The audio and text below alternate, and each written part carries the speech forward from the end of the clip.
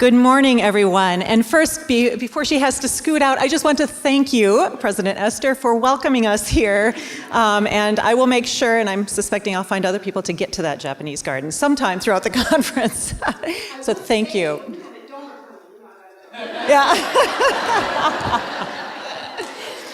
So my name is Rebecca Ropers-Hillman, and I currently have the privilege of serving as the Vice Provost for Faculty and Academic Affairs at the University of Minnesota. And I would just like to welcome you as well on behalf of the University of Minnesota. This is a really important initiative for us, an important conference for us, and something that we have conversations about very regularly, as I'm assuming all of you do. This is my second year in the role, and the Center for Educational Innovation, which Bob Rubini, who you heard from earlier, is a member of. And so again, it's an important part of my role. I've looked through the program a little bit, and I'm so pleased that I'll be able to stay with you for most of the day and engage with the conversations that those of you who are on the program are setting up for us. They're widely diverse and all very interesting. I'm struggling with deciding which ones to go to, so thank you for that. As educators, I believe that the conversations you're setting up are critically important to what we're doing, because I think that we need to be thinking about how to create the best learning environments using all of the available tools to proactively and responsibly create educational environments that support students. So the program promises rich conversations that take into account the many different populations from which we draw our strength and which we are committed to serving. And in that vein, I'm very, very pleased to be able to introduce our first keynote speaker, Dr. Nichole Pinkard. Dr. Pinkard is an associate professor in the College of Computing and Digital Media at DePaul University in Chicago. She's founder of the Digital Youth Network, an initiative that co-created with the Chicago Public Library the U-Media Teen Learning Space, as well as designed and implemented the first Chicago Summer of Learning, which has become the Chicago City of Learning. Dr. Pinkard is well known for her work on the design and use of pedagogical-based social learning networks, digital media literacy learning outcomes, and ecological models of learning. She earned her bachelor's in computer science from Stanford University and an MS and a PhD from Northwestern University. Dr. Pinkard is passionate about digital literacy and its integration into urban school curriculum, as well as the creation of digital media learning opportunities outside of the formal school day. Much of her current work resides at the intersection of technology and equity. So from the brief description that I received previous to coming here today of her talk, I can tell she is an out-of-the-box thinker and someone who I'm very excited to learn from. So without further delay, please join me in welcoming Dr. Pinkard. Good morning. Yes, okay. So this is the title of the talk, and I'm going to move around a little bit, partly because I'm short, and so you can see a little bit. But I'm really excited to be here. A couple of different things. We talked about the transportation issue. That's infrastructure. So I'm going to talk a lot about infrastructure. And one of the things to realize is that we don't really notice infrastructure until there's a problem with it. So you probably, didn't really think about the highways as much until all of a sudden you had an accident on it. And second, Minnesota, St. Paul, the folks here at University of Minnesota, we've been in a sister city conversation for a while, particularly in the areas of informal learning. And we in Chicago have learned a lot about what is happening here. And I would say, I was telling someone earlier that I actually think the folks here are more advanced in how to think about the partnerships aspect. Anytime I've come up to Minnesota, I'm never talking to one group. It's always both formal and informal and academic folks together. So that's much more advanced than others. So what I'm going to do today is share some of our learnings and our experience as we've been on a journey. Really, the journey has been about trying to ensure that all kids have access to the literacies that they're going to need to be prepared for society. And from our perspective, which I'll dive into, is never about a place. It's more about following the families and the communities and then figuring out what those partnerships are. I'm going to try to do that with some examples and some stories that move across informal, and you're going to see online as part of this, but it's more as a facilitator as opposed to the focus of the work. And I'm going to stop soon enough so that we can have engage in conversation and questions. So it's always important for me to first start by saying I'm the lucky one who gets to, stand up in front and travel, but really this is the team that's back in Chicago doing all the work. And it's really important at this moment that I acknowledge this team, because today is the last talk I give as a faculty member at DePaul, and I'm moving to Northwestern. And so our team is undergoing a little bit of shuffling here. So just really want to acknowledge the folks that I've worked with for the last 10 to 12 years on this work. Second, again, in addition to the individuals, it's the funders and the collaborators who have really made the work that we're going to talk about possible. And shout out to Best Buy, who's in this area, who has been a supporter of ours, particularly around their Geek Squad work and mobile vans initiative, which St. Paul has one. We're partnering with the great folks in St. Paul to do one of those. And then the tremendous, I've been fortunate to be part of the MacArthur Digital Media and Learning Initiative, and that has been great colleagues. And so any of the work we talk about builds upon work that others have done. So it's all just one connected village. So DYN, in a nutshell, this is what our goal is. We're really trying to understand the design of learning systems to ensure that all youth, particularly the underserved, but all youth cultivate the critical skills, literacies, and agencies needed to be prepared to own the lives that they want to live in and to be successful. And over the 12 years, what that literacy has meant, we started out focusing on digital media and literacy, particularly because that's where the technologies are, but now we're much more in the computational making space. So I say that because we are living in a moment where, I hope that's not my phone, okay. We're living in let me make sure my phone is turned off. It's turned off. We're living in a moment that what it means to be literate is changing because our technologies are changing. And so we have to be conscious of that change. And so over the 13 years to 12 years that we've been on this journey, there's 3 different types of initiatives that we've done. I'm really only going to talk about 2 of them, but I want to sort of position the timeline of these. We first started off working in a not one room schoolhouse, but a school with only 75 kids, a University of Chicago charter school, really trying to understand the question of what does it mean to create environments where kids can become digitally literate within a walled garden in a school. We then followed that up with an opportunity to work with Chicago Public Libraries to say, well, okay, how do you think about this at a city level where kids are coming from multiple different locations, and what are those places that we can put in place that kids can come together and learn? And that's our work in U-Media. And then we finally are going to talk a little bit about our work at the City of Learning, which is saying, hey, we need to connect all the learning opportunities that are available in the informal space and online space into one location so that families, kids, and providers can know what's possible so that they can be in control of their learning pathways. So that's the arc and the journey and the questions we've asked. So I'm going to dive a little deeper into why and what some of this means. Has anyone seen the series, The Men Who Built America? Has anyone seen this series? I love this series. Now, of course, I know it's more than men, and there's more than white men who built America. But this series is phenomenal if you haven't seen it, because what it tells you is that in a 20-year period of time, and some of these periods aren't on here, the world was shifted. Really, in that the technological innovations that were created, the railroad, steel, oil, just fundamentally changed how we live lives. And so you went from, kerosene to lights. And what happened in that period of time is that not just the technological, but the social practices changed. And I believe we're living through or coming out of the end of such a similar type of paradigm shift in how we live, which I think learning, how we think about teaching and learning, needs to also undergo that. I'm 47 now?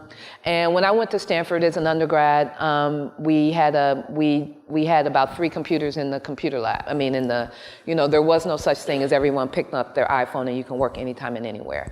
I was there when the browser, Netscape, came. So just imagine I walk into a classroom now and students are like, what do you mean the phone didn't exist, mobile phones didn't exist? So just the very nature of how we interact that you all know has just fundamentally shifted. And so the challenge for me is to think about how we infrastructed our learning ecosystem to really take advantage of that. And we also know at the same time that this is I love this representation that comes out of the Life Center that's out of the University of Washington. It says, hey, we now need to think about lifelong learning. And in reality, if we think about this, there's only 18, even now in grades, kindergarten to 12th grade, only 18% of a child's time is actually spent in the school. The rest of the time is spent outside in informal settings. And if you go beyond that, you look how much time we're spending informal. So we focus so much on the formal space, but in reality, there's so many opportunities to engage in learning in the informal space. And so I always come back to this slide as a way to broker some of which we're going to talk about. So I look at it as I think the 18.5% of the time is critical, but I also think the other 81.5% of the time, got my math, the other 81.5% of time is just as critical, ensuring that we're creating the learning opportunities that all the youth and families need to get to where we need them to get to. Okay, so with this, so the 18% of the time, and that's what we believe every kid should be provided. We also know that we're sitting in this period of time where there's a wide gap in terms of who participates in out of school time, and it's only getting wider in terms of families who have the resources, put a lot of time and energy into funding informal learning, and those who don't necessarily who don't, and that gap is increasing. And one of this book right here, sort of, which I hate to admit that Edmund Gordon gave me this book in 2000, and I did not read it until 2 years ago. And then I'm like, why didn't I read this then? But it was meant for me to read it now. But this book is phenomenal in that what it does, it says, hey, we can't get to higher levels of achievement for anyone, but particularly students of color, until we really truly understand the role of supplementary education. And he goes back to say why this is important is if you go back to Crimmins, who in 1975, Crimmins is a noted scholar who was talking about James Coleman's report. And the Coleman report has taken, of course everyone knows about it, but one of the things it pointed out is that school can't do it all. Other places have to do it. And one of the focus in that report was the home. And everyone critiqued, and rightfully so, the focus on the home, particularly for what it was saying about minority communities. But what was a nugget in there that no one really focused on, that it talked about the importance of attending to the community infrastructure. And that the community infrastructure, the supplementary education infrastructure, which is only possible if you have a strong community infrastructure in place, often goes hidden and isn't recognized for the role that it plays in the education of individuals, which means schools in the communities with strong community supplementary education infrastructures get a lot of credit for what happens in the supplementary education, because kids are coming in, having done Kumon, having participated in robotics, US First Robotics, and all of that. They go into the school, do test scores, and the test scores are great. Whereas kids who come from communities without those resources, the schools don't get the credit because those kids don't come in for that. And so what he's arguing for is that we have to begin to document and understand out of school informal learning such that we can begin to really understand it as a full system. And in that sense, we can then begin to understand what resources we need to put in the school and what resources we need to put into the out of school. And so I'm a computer scientist, so I like to think of things in if then else sort of like that. So what I look at it and say, oh, okay, and it was an aha moment for me, and I'll talk a little bit more about some of the work we're doing in Chicago related to this. I'm like, well, because we don't know what kids are doing. Let me ask you this. How many of you have kids? How many of you have a record of all your kids' out of school learning experiences? How many of you believe, if you look back to yourself, your out of school learning experiences were really important for where you are today? Okay. So if we don't know about them, you can't figure out the critical role that they play. So I think and I think we're in a space with technology that we can make them count. We can document them because information can flow across spaces. So the argument I like to make is that because we don't document them, we don't necessarily understand and give credit to the real role that out of school learning experiences play. We often think about them as more, I need a babysitter, or in Chicago, I need to keep kids safe, as opposed to, no, these are critical skill sets that are needed to launch kids along the way. So if we begin to document them, we can then say, hey, what are the shared informal learning experiences that all kids need? What should the community take? What should these spaces take responsibility for? And maybe lighten some of the load that we place on schools. So our our role in the work I'm going to talk about now is really about how do we sort of fuse together and move across the informal and the formal opportunity experiences together to create a full learning pathway for kids and communities. And so what that means for us is we take that 18% of time, we have to think about what is unique to the school, what's unique to the after-school context, the home context, and the community context. Each space is uniquely, has a unique affordances to provide a certain type of opportunity. And they're not necessarily equipped to provide others. But if we wrap them all together, we can think about providing the 24/7 learning experiences for kids. And so this is a statement that Gordon said that we are really trying to live up to, even though it's taken me 10 years to actually read that. So what are some of the factors that I think, so we all know the importance of this. That's why we spend money on sending our kids into these particular programs. But then if we think about what are some of the factors that are inhibiting everyone from participating, we think about some of the invisibility factors, such as the intrinsic interest, or kids intrinsically interested in the content. What's the visibility and availability of opportunities across different communities? Is there equitable access? What about the accessibility of opportunities? It's not just cost. Transportation in some areas are really important, the barriers, registration. And then the perceived utility of the outcomes. Do you believe that these opportunities have social currency, family currency, or academic currency? And I think all of these are issues that we're gonna have to address if we want to create a full connected ecosystem. And so our way of thinking about this starts from using a learning ecologies framework, and this is a framework of one of my colleagues out of Bridget Barron out of Stanford, who we've been working together for a long time. And her framework, if you think about how I said homeschool, all these different places, says, let's think about all of these spaces. And let's say we have a particular goal. What is the unique role that the home plays, the school plays, the community plays? Resources. How do all of these play? Let's put them all together and think about them as a learning ecologies for youth. And in that sense, we begin to follow kids through home, through after school and home, and figure out where are the weak spots, if you will, of where we can provide more and better opportunities. And so in thinking about this, particularly I live in Chicago, let me back up. I'm from Kansas City, Kansas. So I grew up in a community probably not unlike this, where everything was easily connected. You know, I found out about sports at school, but then we played all the local parks, had fields. Parents were coaches, you could walk places, you can go outside on your back. So it was a very connected ecosystem. And then at that point, you know, we all thought it was just us, we were the smartest kids ever, that it wasn't about the ecosystem. I was fortunate my senior year in high school to do a program called Inroads, LEAD, that took me to Northwestern. And I got to spend some time at Northwestern, but also on the west side of Chicago.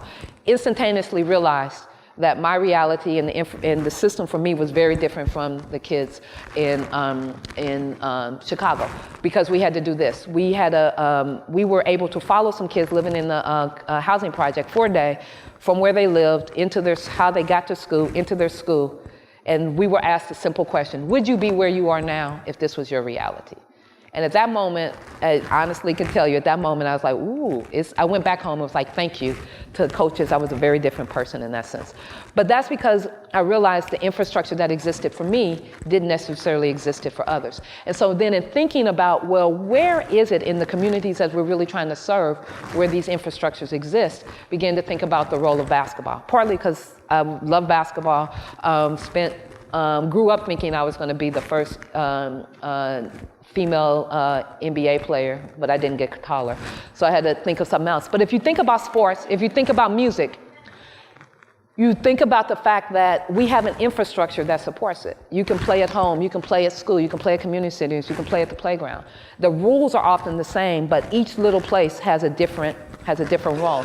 You practice more at home, but you develop your social capital in different types of places. So there's an ecosystem that all of these work together. When you go play at the community center, it's not a whole new set of rules.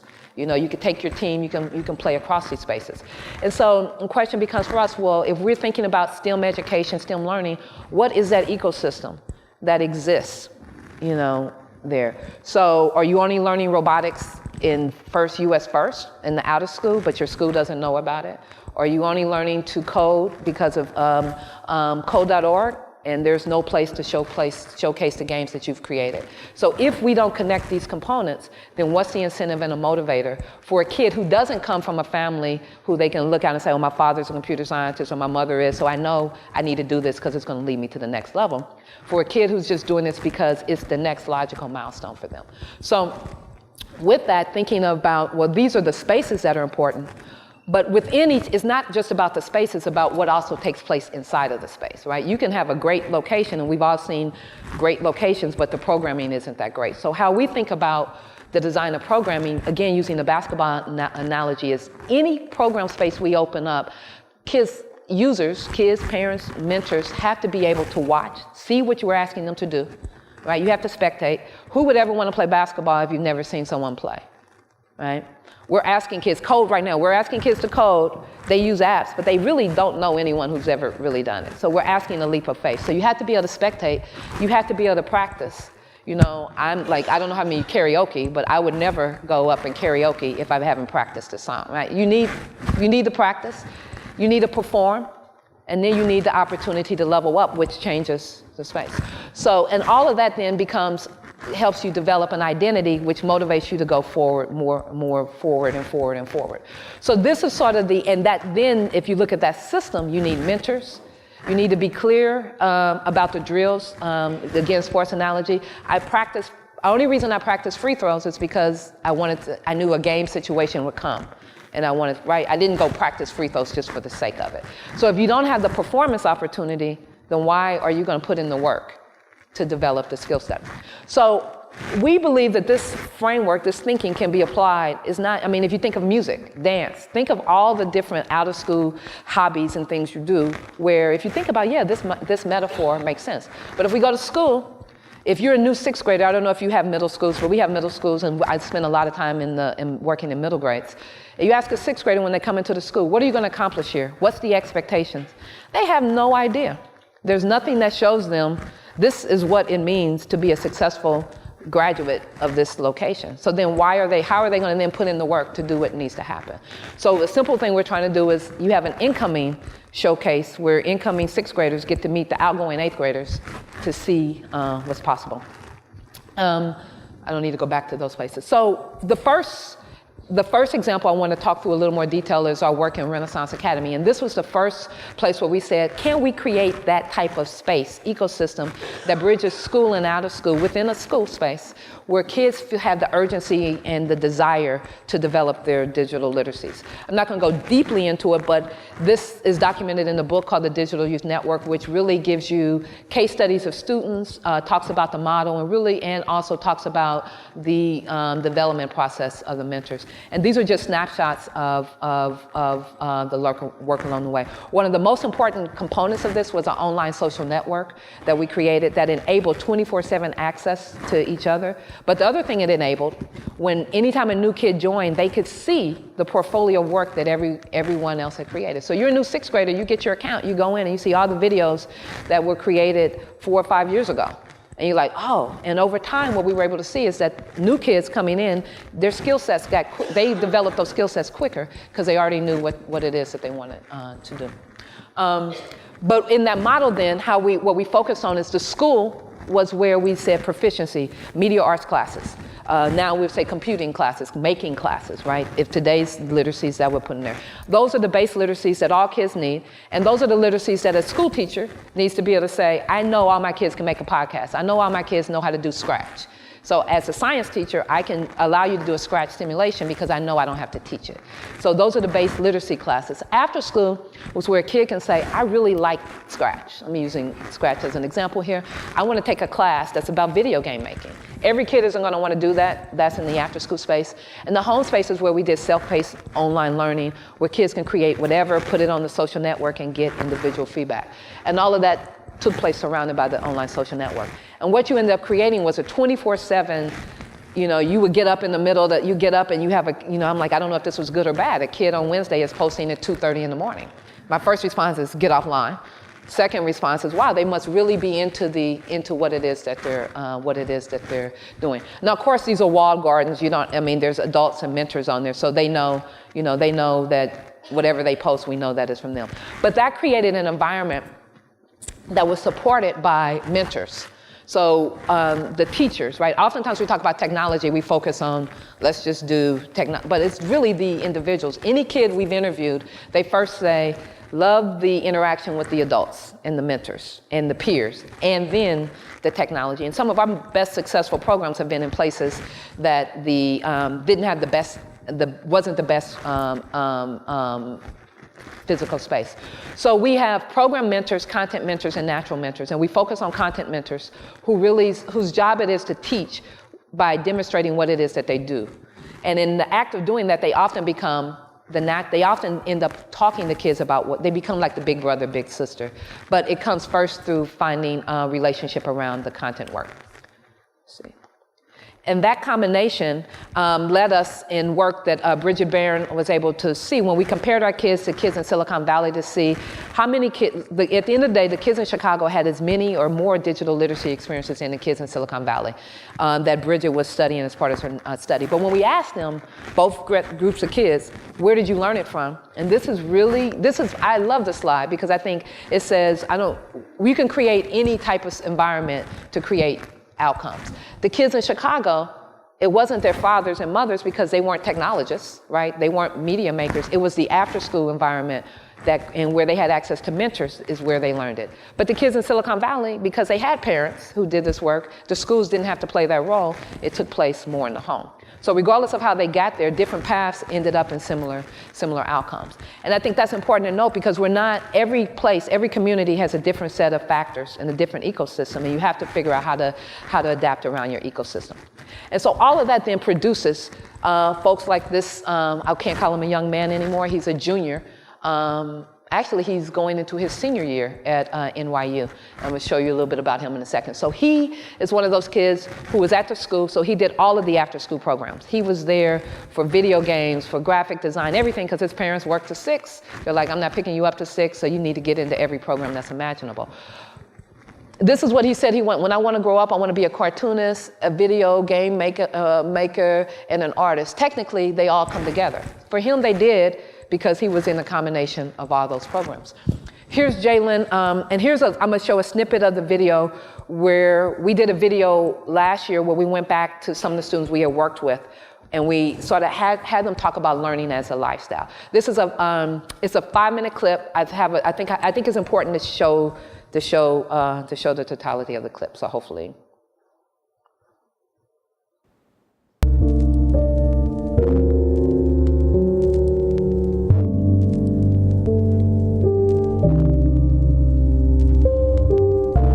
I'm Robert Jalen Jackson. I'm 18. I go to NYU for film and graphic design and other mixed media arts. I'm from South Shore on the south side of Chicago.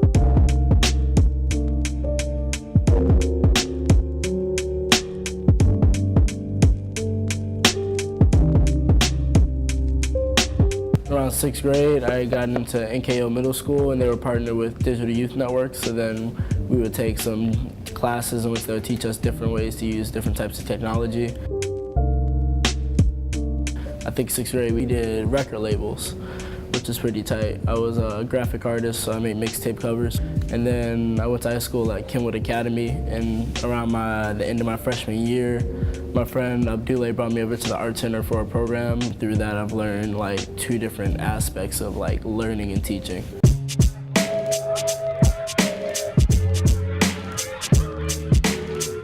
We're at the Hyde Park Art Center. It's like a second home to me. I've been coming here since my sophomore year of high school with multiple programs. I feel like when I came here, I didn't really have the idea of being an artist. I was just kind of a guy that really like drew stuff or like made videos, and it was just kind of an entertainment thing. It was just something that was fun to do, but I never really thought of it as like something that was like artistic. I just thought it was just some passing time. This is one of the only places I've come to where they like call the students artists off bat, like because you're creating something. So like you are an artist. You aren't just a dude that's just like drawing stuff. You're actually creating, you're making art. And that's not something that usually places do. They say, these are the artists up here, and you're trying to get to there. But in reality, if you're making, you're an artist. And I feel like the Art Center gives you that mentality. And then since you feel like an artist, you think like an artist. I want want to say nobody around like the age from 14 to 17 really wants to share what they make, because like then you don't want to like put it out there and then get put down or like have anything like come back at you like maybe you should change this. You want to think everything you do is like on point, even if you don't think it's on point. You want to like think that everybody else thinks it's on point.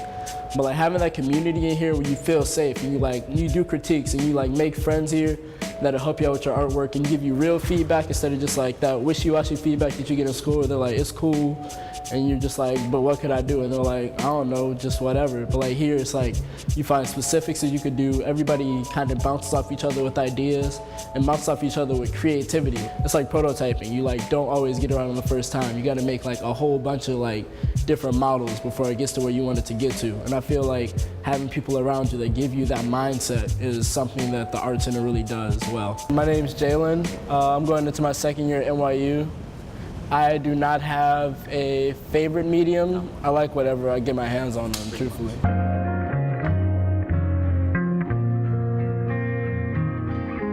Brother Mike was my mentor like sixth grade through like till he passed. And like I'd say he seemed like kind of a big brother father figure to me, because I never really thought of him as like some dude like that worked at the school or anything, that worked at the library. And he was somebody that would try to push me to do something like that he knew I can do. Like if he had a new program of graphic design or like poetry, like video, he'd be like, you should hop in on this and try that out and everything. He'd trying to push that and like try to give me different opportunities to like stretch what I already know how to do and like learn new things and get new experiences.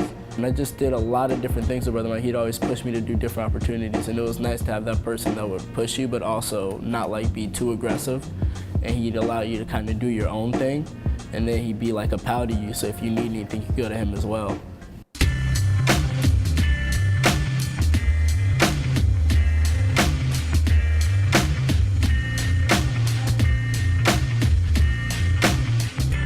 Today I'm here with the Chicago City of Learning, and we are at Bryn Mawr Church on 70th and Bryn Mawr, and this is one of the sites for the mobile van. What we do is we go around the city to mainly the south side, and we bring technology to kids in order for them to learn like different uses of it, ranging from app creation to graphic design to prototyping to music production, just kind of all over. I like it. You gotta add more to the end though. You gotta make it drop for real. That'd be hot. I feel like me being a mentor is different than a lot of other people because I'm rather young, so I kind of just try to blend in with them and kind of more be like, as Brother Mike was to me, like an older brother type figure, and kind of just like help them out but joke around and mess with them, make sure they get their work done and make sure they learn things. And that experience, I feel like I've been able to get closer to some of the kids. I feel like just the experience of being youthful while being a mentor has made that a lot easier for me. I feel like learning as a lifestyle is just like, I feel like that's how everybody pretty much learns. As a teacher or a mentor, you don't just teach like students, you like learn from them as well.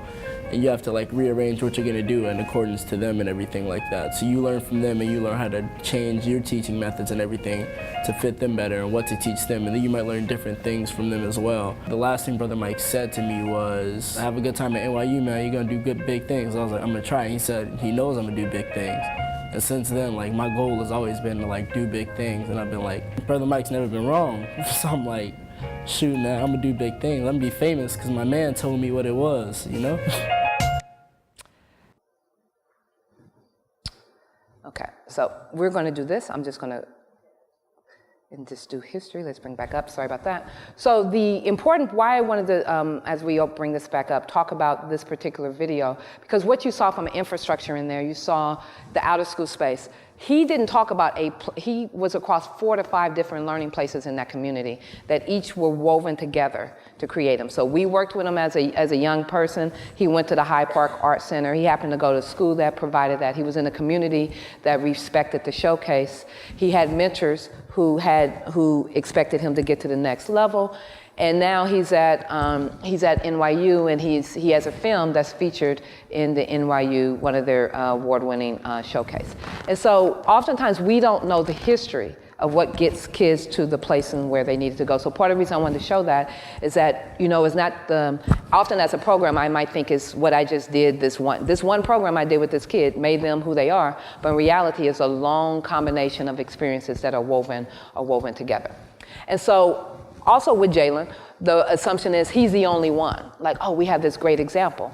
And that's not the case. And so with Jalen, we've gone through and done a series of, we have about 8 or 9 of these videos that chronicle kids that across Chicago have been part of multiple different programs and how they talk about the importance of the infrastructure and the ability to fluidly move across spaces for them to develop who it is that they are.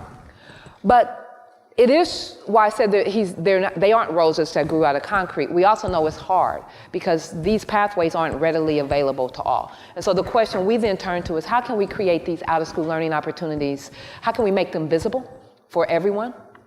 And so we created, working with the mayor's office, we created this platform that's called the Chicago City of Learning.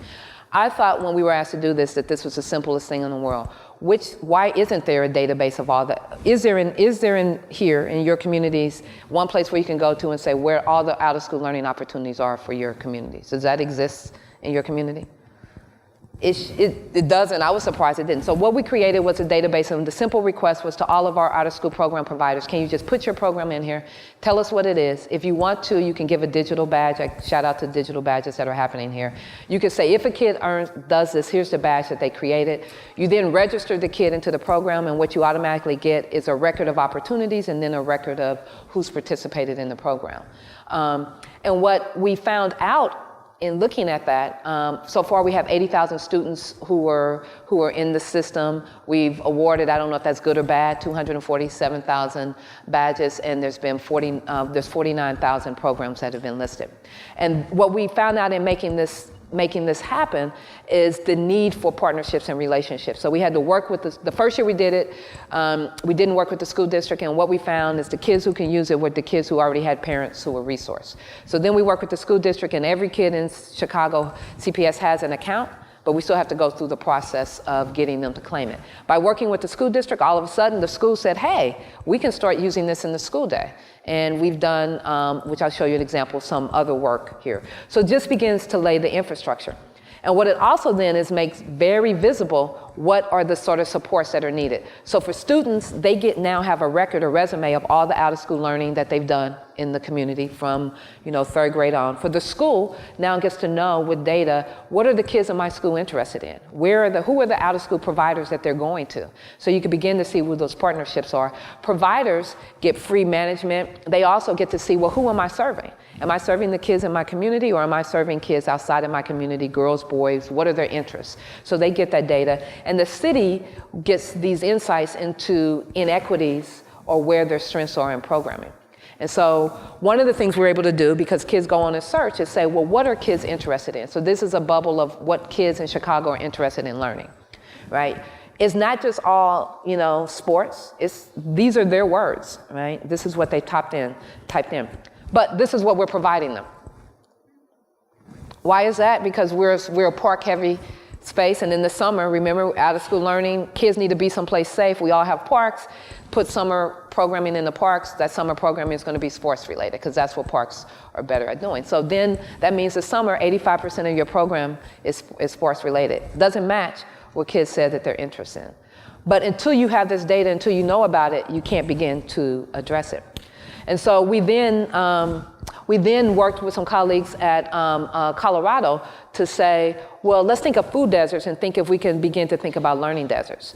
And so we think about program abundance. Sorry, the fonts I didn't fix this slide. Program abundance is just really how many unique programs are they? The darker the color, the better here. And so all of our programs are in downtown Chicago, not necessarily south side, west side where they're needed. Richness, so the different types. Are we a community that only offers sports, or do we offer 11 different types of programs? And then program evenness is about the combination of unique programs and the unique types of programs. And what you see, we centralize a lot of things downtown. The problem with that is that we don't have free transportation in the summer. So to get downtown, to go to a summer program downtown costs you $5 a day. So if you don't have the resources, if you want to learn to code, you're paying $25 a week on top of whatever the program is. Here's an example of that. If we look at just coding, over a 3-year period of time, you see that's where all the universities are downtown. All the program opportunities are downtown. And so as a city, we can look at this infrastructure and say, hey, wait a second, we need to rethink. How do we bring organizations together and say, Nichole, I'm at DePaul. I can't do another coding class downtown. I need to go to the south and west side because we want this map to be equal in some time. So part of what we're doing, and I think is necessary from an infrastructure standpoint or conversation, is how do we begin to use data to have a collective conversation? And then we say, how do we think about us as a whole ecosystem and where we provide opportunities? And so just a follow-up example on this. Even if a place is close, doesn't mean it's accessible because of where transportation works for us. Trains aren't everywhere. So if a kid in Roseland wants to get to a program downtown, they have to take 26-minute train ride, 22-minute buses, and then they have to walk 0.2 miles. So it's 56 minutes for them to get to a program. Right?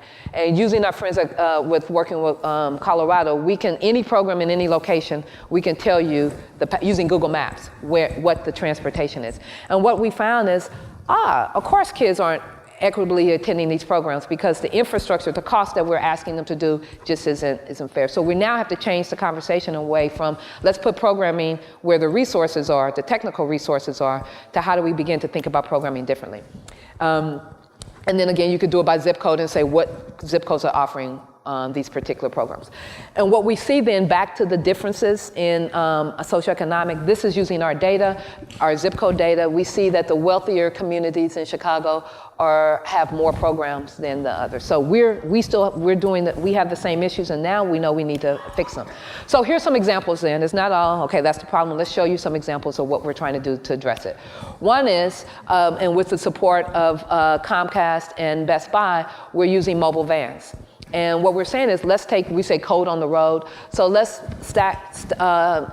put on all the equipment on these vans and mentors who then work with the libraries and the parks, because that's where the kids are. And we take the programming out to those locations. So this summer we've done 28 coding camps across 3-day coding camps across different parks. And during the year we do more. We've taken Minecraft out on the road too. Here's an example of what happened last year in terms of how that van was able to service. But what the van also does, it uses the data from the City of Learning to determine where it should go. So in the communities that have the least programs, those are the communities where we take the programming. So an example of what that looks like in an initiative, how many of you done Hour of Code? Okay. So we've always done Hour Code, and we said, but it's always been a school thing. So we said, now let's try to make Hour Code a community thing. And so this year, using City of Learning as a platform, working with the mayor's office, we had a citywide initiative that was on all the digital billboards, and it was like Chicago Codes. And we asked schools, after-school programs, and parents to engage in an initiative for us to get 20,000 hours of coding. And what that looks like is kids all come to the City of Learning. They get recommended activities, coding activities they did. If they did any of these, then the system counted that they did it for hours if they launched it from here. And we were able to have a real-time map that showed, these are all school locations, who was coding, where the coding was taking place. And what this created was all of a sudden the aldermen, the mayor's office, the mayors and the schools were all saying, hey, how do we understand what's taking place around us? And what we're able to see is some communities and some schools were really doing it well. Another thing we try to do is we said, let's take a community and let's figure out, instead of saying all kids, instead of saying let's make a school center, we're saying as a community we're going to figure out how to ensure 50% of our kids are involved in STEM programming after school. How we did that, we went back to this model. We then said, well, if we look, we see we have all these basketball courts. We only have one makerspace. So our first goal was to say, what are the cultural institutions that we're going to use? And so we went out and mapped what are the high schools, what are the spaces. So we found 4 spaces in the community that we could make as pillars for after-school learning. We then got a bus system that picks up kids around the 6 middle schools. Every day they pick them up after school, take them to the program, and brings them back to school so they go home from the school. And what we were able to do, this is what the programming model looks like. Mondays is girl-only programming. All girls in the community come to, it's a Digital Divas program. Tuesday, we take Scratch into the schools. Wednesday, we do more of an arts-based program at 2 of the arts locations, and Thursdays is more as a STEM. So kids across 6 schools are coming together, rotating to do this programming. The linchpin was transportation. In doing that transportation, what we were able to do, we were able to exceed all of our goals, and this is with a population, lower socioeconomic population. And what we found in talking to parents are like, we will participate, but the barriers to us to participate are we can't get our kids always to locate programming because guess what, we work shift work. So you handling the transportation and making the registration simpler allows our kids to participate.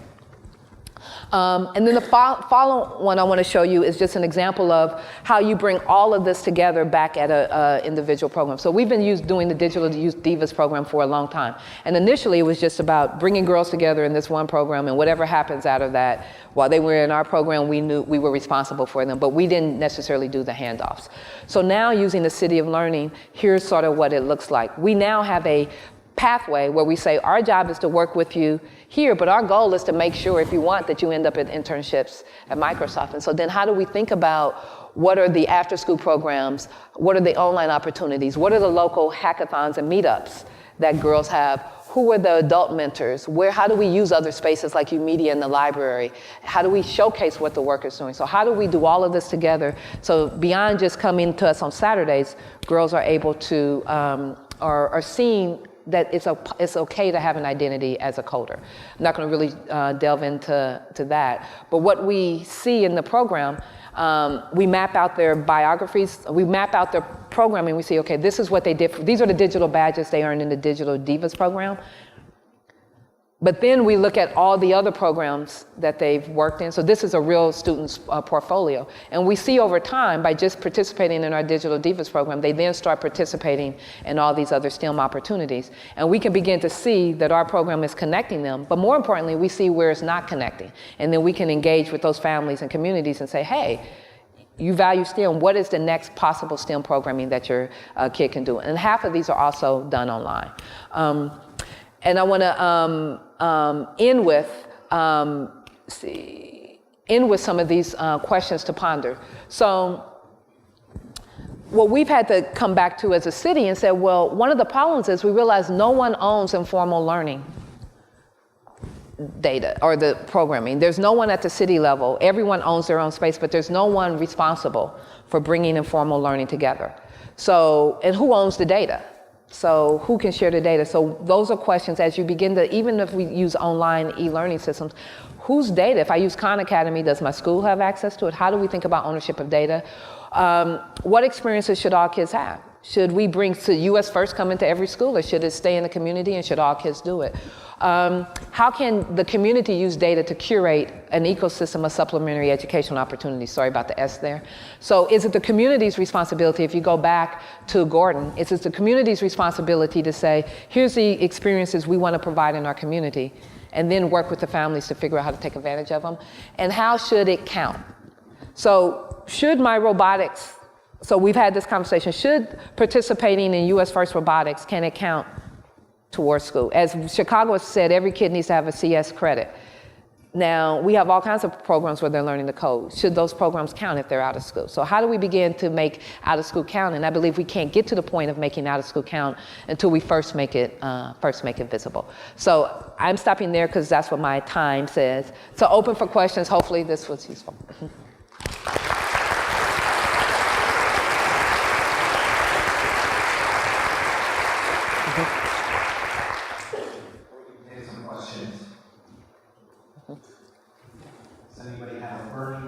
I'd like to ask Dr. Pinkard. Or critique too. I love pushback, so. Yeah. How do you deal with mobility of children? A lot of these kids are moving around from one house to another house, from one school to another school. How do you keep them in a program? So from the City of Learning standpoint, we get a weekly data dump from the district, so we update it because mobility is a big problem. So if a student moves, their school changes, but their login and everything else stays the same. And one of the things we want to track, now we have the data to see is what does movement mean in terms of participation in programming. And that's also important why we have the online component. So what I didn't talk, there's about 300 online learning opportunities, particularly in the STEAM related areas, that as kids move, they can have access to. And then we're also trying to work with Comcast with their now Xfinity Wi-Fi network to ensure that kids can have, internet access wherever they are. That works for us in Chicago because it's an urban context, so Xfinity is available anywhere. So we can get around, I don't have access, and I need to be able to work at home. Maybe one more question, if there is one. Oh, there's two. You guys are tied. Thank you. Just real quick, and I'm sorry if I missed this, but how do you engage the parents in this work? Yeah. So actually, the next major area for us is truly engaging the parents, because now we have the infrastructure to do it. I think that's the critical piece. And part of the challenge is there's not a lot of, as an academic, as a researcher, there's very few research dollars to engage the work around parents. You can get a lot of money to build programs for students. You get a lot of money to study schools. It's hard to find resources to really understand the parent. And I think it's a critical space. I don't have any young kids. I have a 25-year-old stepson. I spent a Saturday with one of my colleagues who has 3 kids. And her Saturday routine of where she had to go to engage all of them, to take them all to programming, I went home and went to sleep. I was like, I don't see how you do that on a daily basis. But what I quickly realized, there is no tool out there that allows you to say, here's all 3 of you could plan for a kid at a time. There's nothing that says, here's all of my kids, their interests, their needs, and here's program locations, how do I bring this together? So that's what we're gonna focus on moving forward, because until you do this, it's just not, it's really hard to do this. So I think the parent area is the space that we have to move into, because if you work with a parent, what we've seen in the schools we work with, if you work with a parent with their oldest child, you get the benefits of what happens with the younger kids. So it baffles me why aren't more resources to do it. And I know a lot of people want to work in the space, but in reality, they can't get the resources from an academic standpoint to be able to work in that space. And sorry, one more. No problem.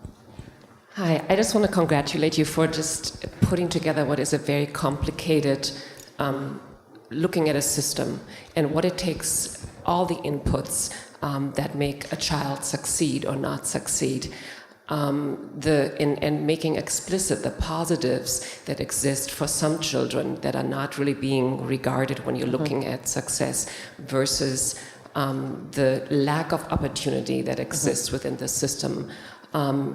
And I would like to add that if a child is vulnerable, there are also things that are not just missing, but things that are actually detraction, things that are being taken from that child. And I would just say this should inform policy, and just to continue to gather the data about it, because when you're looking at it from a systems perspective, you're seeing that in the end, when you put the equal sign, that this should inform policy and funding at the state level and education level and such. So no, I think it definitely needs to inform policy, but I think also even to get to policy, because we work a lot with the mayor's office in Chicago, the realization that it's no one's responsibility makes it hard to inform policy, because the education folks are responsible for the school day. And the out of school is split between the library and the other places. So we're now thinking about, the mayor is thinking about how to add to his commissioners, because he has a lot of commissioners. Who's the out of school learning commissioner? Who's responsible for bringing them all together? Fantastic. Thank you very much, Nichole. Thank you. Okay.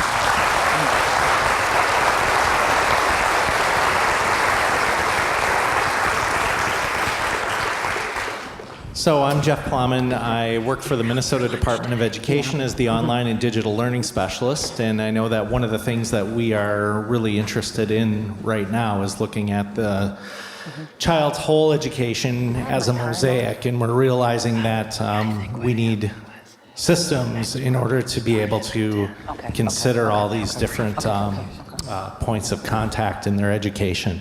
So I really appreciated that talk personally. Yeah, go ahead.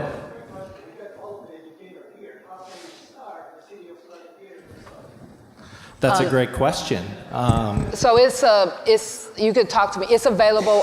The move to Northwestern is going to make City of Learning available cheaply nationally to cities around. So you get my information and we can talk about it. And you've generously agreed to stay during lunch, so people who want to catch up. Fantastic. Do the Nichole is going to work. be here during lunch. She'll be available to talk to people who are interested in this. So I think that's very generous of you. Thank you for offering that up. So I just want to remind you to use the conference hashtag. There are a few people who are really active on Twitter and posting lots of good learning from this talk already this morning. It's hashtag MN Summit 2017. So now I invite you to move out to your choice sessions. It's a little bit of a walk over there, but I think we're pretty much on schedule to start at 10 o'clock. Thank you. Thank you.